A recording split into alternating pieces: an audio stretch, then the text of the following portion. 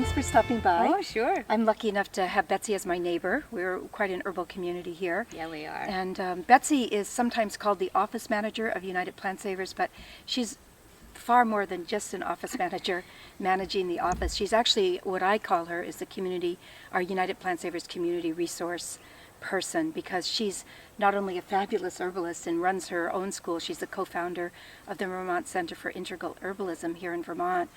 It has her own clinical practice, but she also brings her knowledge of the plants and the wildcrafting and just her knowledge of the at-risk status of plants to our membership. So it's just great, Betsy. Yeah. Do you want to share a little bit about United Sure. Plant Savers? Well, I've really enjoyed bringing my experience as a teacher and person in the herb community to my work at UPS. I think my skills have really helped with, especially the educational materials that we've put together that are on the website now. Great. But yeah, UPS, education is a big part of what we do. Sustainable use of our herbal treasures and letting people know that originally that the herbs don't come on the UPS truck. They actually come from the earth. And that consciousness is growing with, plants generally, vegetables and whatnot. But really it's very important because many of our native medicinal plants are slow-growing, perennial, have specific habitats, don't reproduce super fast, super easily. They're very dependent, many of them, on other of the links that connect them to the rest of the ecosystem as far as the soil and the pollinators and whatnot. So there's a lot of reasons why many of the really powerful medicinal plants can't hold up to a huge amount of harvest and use. And many of them are some of the most popular herbs on the planet, like American ginseng and golden seal, black cohosh also. So, many of those cultivation efforts have kicked in, but not completely, and not for many of the more unusual plants like false unicorn and blue cohosh. Those aren't really cultivated yet, but people still like to use them. Osha. Osha is another big one, and lomatium. Lomatium, Absolutely. yeah. Nobody's really cultivating those plants on any kind of scale, but people continue to, I want the powerful herb, And so we try to educate people that those herbs are great, but we should use them judiciously and in sustainable ways, and really focus. I think a lot of what I bring to it is focus on the simple plants, instead of Osha, use thyme, use garlic, you know what I mean? These are super common, super easy to not only cultivate, but delicious to make medicine out of. Osha's not very tasty. Yeah, so true. Yeah, thanks for reminding me of the story about United Plant Savers, how it got its name. I actually forgot about that. Yeah. But it was, back in the late 60s and early 70s when herbalism was still fairly underground. And it's hard to believe that today, isn't it? When you can find herb stores everywhere, herb classes, herb schools, herb videos. But really, just 40 years ago, that was really not happening at all. In fact, there weren't any tincture companies. The only commercial herb company that was selling teas was Alveda, bless its heart, it's still out there. Yep. Traditional Medicinals hadn't started, Herb Farm, any of those, Mountain Very Rose. few books. Yeah. And no gatherings. Yeah, no gatherings. It was all very, local, in community. Yeah, and about the only place where herbalism was still thriving was in small ethnic groups, and then also in some of the really small rural areas, say in Appalachia. But it wasn't because it was a groovy in thing to do at all. It was mostly poor people who really didn't have a lot of options. And so there really was an early renaissance there, and it happened again. I really think that we were seeded. I don't think it was so much that we thought about what we were doing. It was more that an energy moved through us, and it overtook us, and we just went with it. And at that time, one of the companies that started was Herb Farm, Ed Smith and Sarah Katz. And we started gatherings about that time. That was in the early 1970s. There would be like 20 people that would show up, and it was like a huge gathering, right? And Ed had just moved from Boston. He was a city herbalist, and he just moved to the Applegate Valley in Oregon, and he saw real plants, like for the first time, because up until then, all the plants were coming from third world country, and really they were very poor quality. So he would go around to those early events, and he had this simple little display that he made where he had the the plants that we were selling and buying, and then he had examples of what he was actually growing and wildcrafting, because then it wasn't even growing them, and drying, and the difference was so visible that we all got it. And he would say to us, and this is the part about UPS, he would say, we're all like a bunch of UPS herbalists. We think that the plants are grown in the UPS truck, shipped in the UPS truck, and then we ship them out. And in a way, there was some truth to that. So we began this campaign to really get people to grow and to really look for good quality wildcrafted plants. And so that whole movement began, getting wildcrafted plants, very little growing, but a lot of wildcrafted plants. So 30 years later, now we're back, and or 25 years later, we're in the early 1990s. We look around and we've been incredibly successful. There's herb stores, herb classes, herb schools, huge herb companies. A lot of the small ones had grown very large. And we had tons of wildcrafted, good quality plants. And we could say we were successful, but our success had engendered a whole nother set of problems. And thankfully we were conscious enough to go, and I think it's because of that passion we had for the plants, to really say, we've created success. We have restored the tradition of herbalism in this country and renewed it, put new blood into it, but we've created another problem.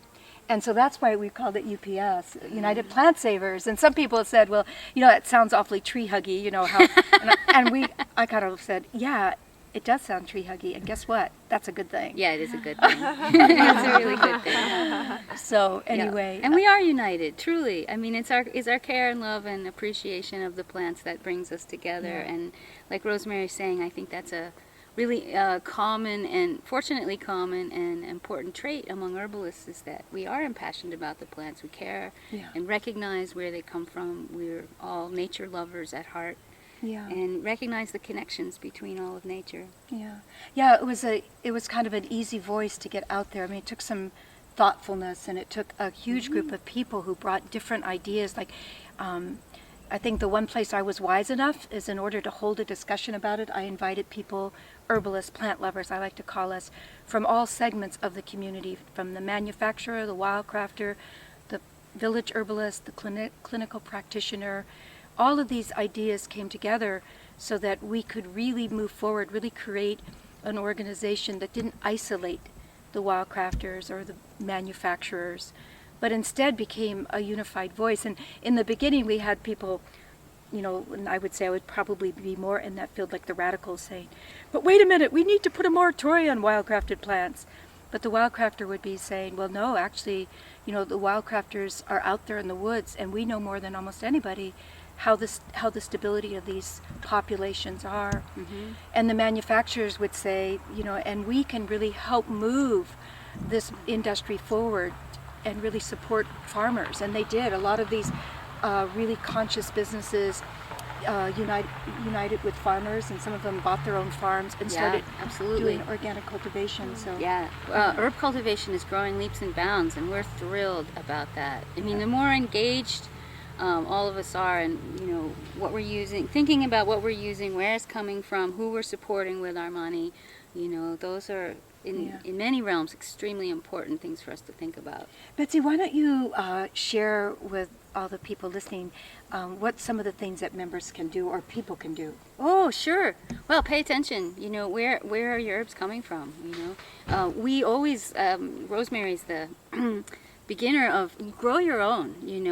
When we grow our herbs ourselves, then we have the opportunity to develop a really close relationship with them. We get to know their flavors, which have so much to do with their actions and how we use them. We get to know their personalities, their quirks sometimes, and then we know that it's fresh. We know that it's sustainable and so forth.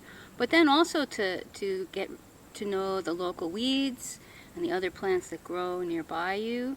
I'm sorry. The sanctuary.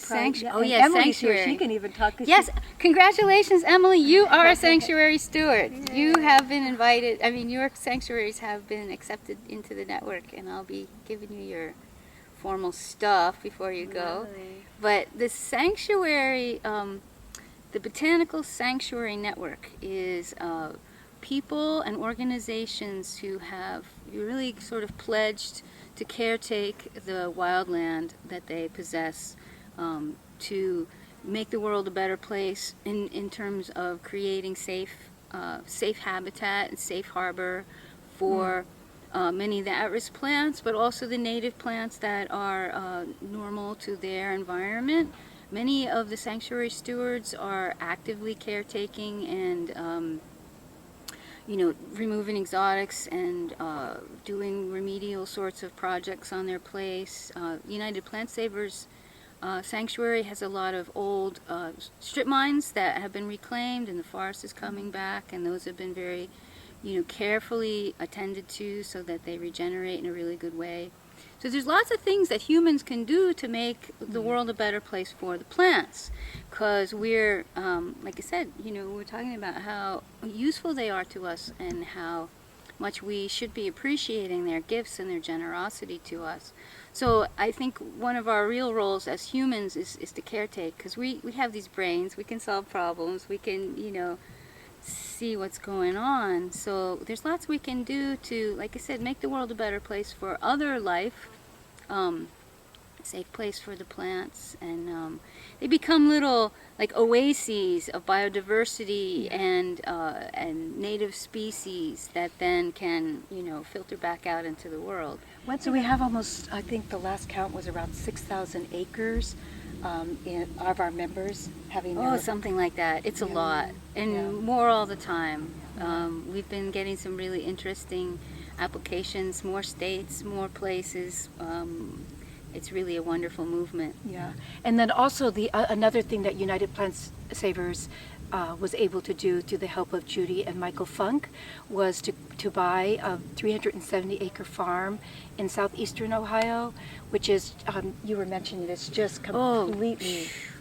It's a mecca for herbalists. I have never witnessed more abundance and biodiversity of native medicinal plants in my entire life.